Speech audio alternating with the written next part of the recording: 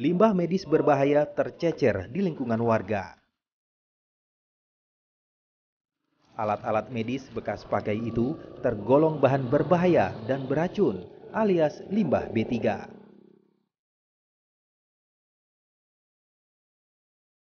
Ratusan warga sekitar pun terancam terserang penyakit berbahaya hingga HIV akibat pencemaran penyakit yang keluar dari limbah medis itu. Limbah medis berbahaya ini tercatat milik lebih dari 30 rumah sakit yang berada di Lampung, DKI Jakarta, Jawa Barat, dan Jawa Tengah.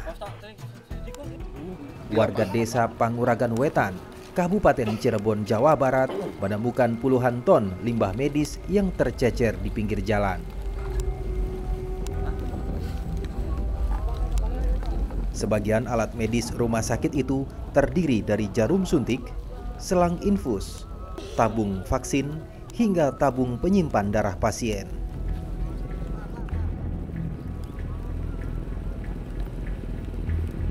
Limbah yang mengandung penyakit berbahaya itu dibiarkan terbuka, bercampur dengan sampah rumah tangga lainnya. Beberapa tabung dan suntikan terlihat masih menyimpan darah. Kondisi ini membuat bakteri penyakit rentan menguap melalui udara. Bisa dilihat, ini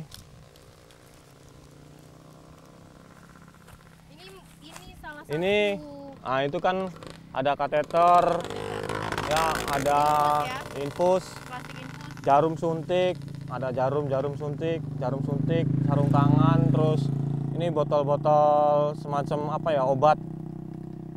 Ya, untuk terus ada juga posisinya kemarin kita temukan ada yang bekas obat HIV dan hepatitis.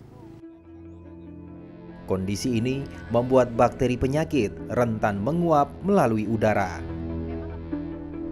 Keberadaan limbah medis beracun dan berbahaya itu semakin mengancam warga saat sebagian limbah terbawa arus sungai yang berada di sekitar tumpukan sampah.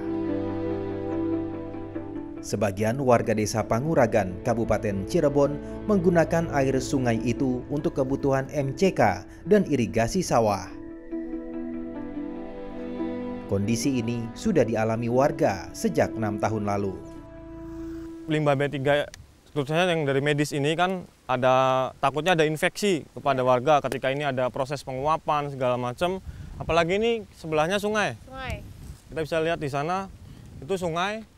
Jadi karena ini juga sungai kadang meluap dan terbawa arus. Sedangkan sungai masih digunakan oleh beberapa masyarakat. Nah, ini sangat berbahaya sekali. Kita kan nggak tahu bahwa ini ada sisa jarum suntik yang mungkin penyakit-penyakit menular. Belakangan, barang bekas alat-alat medis rumah sakit lebih menjanjikan keuntungan. Putaran uang dari bisnis alat-alat medis bekas rumah sakit itu mencapai ratusan juta rupiah dalam sehari. Sejumlah warga memang bergelut dengan suntikan bekas dan tabung darah bekas dari sejumlah rumah sakit. Ada sejumlah gudang di desa ini yang berperan sebagai pengepul alias penada alat medis bekas untuk dijual kembali. Bisnis barang bekas mengolah jarum suntik, tabung bekas darah, hingga tabung bekas vaksin itu pelanggar pidana karena dilakukan tanpa izin. Kementerian Lingkungan Hidup dan Kehutanan menemukan 6 gudang yang menyimpan limbah medis berbahaya.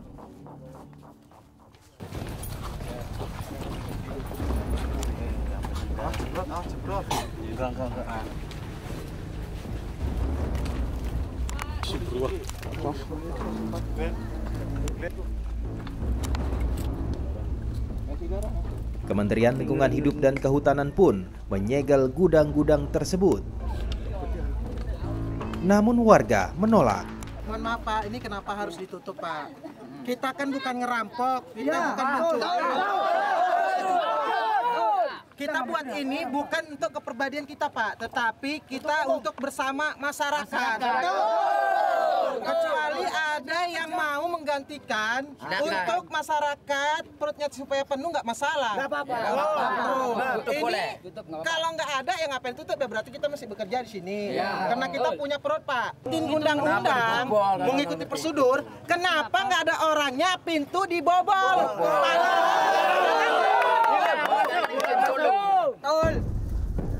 Tak hanya penolakan warga, tim Kementerian Lingkungan Hidup juga harus berhadapan dengan pekerja gudang yang enggan membukakan pintu gudangnya dan juga menolak gudang mereka disegel.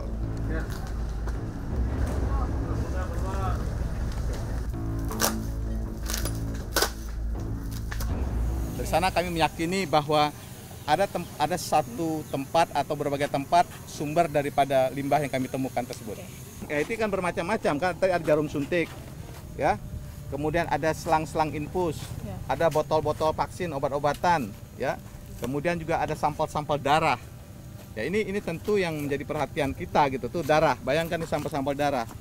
Dan itu tempat yang sana tadi di gudang satu masih baunya masih ada sangat jelas gitu. Dan sering sekali kan juga ada potongan-potongan tubuh manusia di sini. Pernah ditemukan di sini, Pak? Ya, mereka menemukan. Saya belum menemukan, tapi diindikasikan ada, ya. Mungkin bekas operasi atau bekas tindakan medis ya, Pak? Ya, semua kan dimasukkan, dikumpulkan, dikirim ke sini.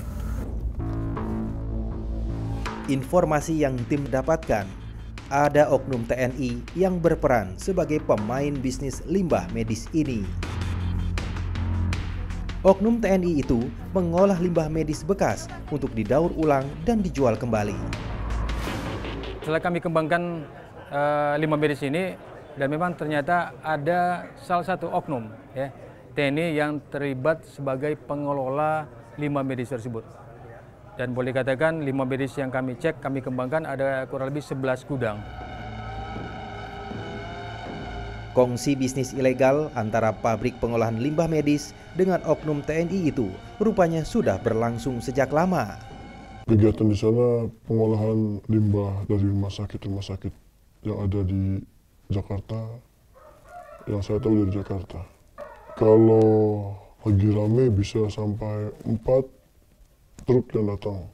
Tapi kalau rata-rata 2 truk yang datang ke pabrik untuk pengiriman barang dari Jakarta.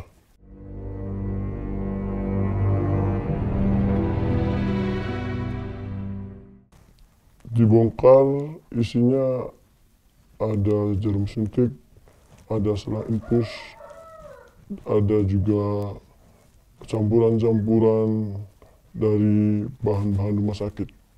Barang-barang itu kita sortir, kita pilah-pilah dari suntikan, selang infus. Kalau misalnya suntikan, kita pisahkan dan kita buang suntikannya, jarumnya.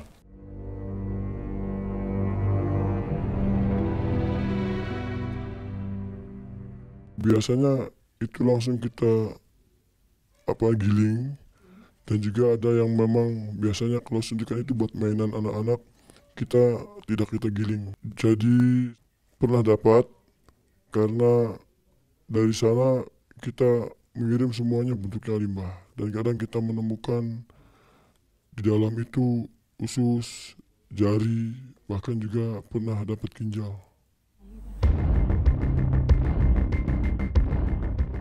Dalam undang-undang, kegiatan mengolah limbah medis tanpa izin alias ilegal adalah melanggar hukum.